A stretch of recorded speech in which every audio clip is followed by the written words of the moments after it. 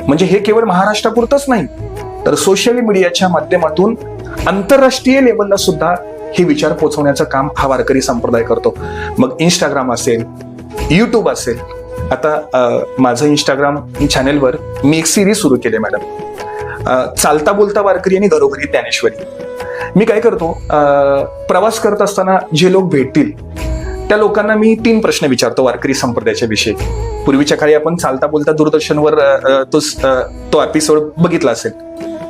तर वारकरी संप्रदायाविषयी किती लोकांना कितपत ज्ञान आहे, वारकरी संप्रदाय माहिती आहे पण त्याच्याविषयी कितपत ज्ञान आहे, याच्याकरता लोकांना मी 3 प्रश्न विचारतो. त्या 3 प्रश्नांची जो उत्तर बरोबर देतोय त्याला माऊली ज्ञानोबा ज्ञानेश्वरी गिफ्ट देतो. मग 3 प्रश्नांची उत्तर तर त्यानं बरोबर दिली. एक संत वाङ्मयातला सर्वश्रेष्ठ ग्रंथ त्याच्या घरामध्ये जात असेल तर त्याचं घर किती पवित्र होत असेल.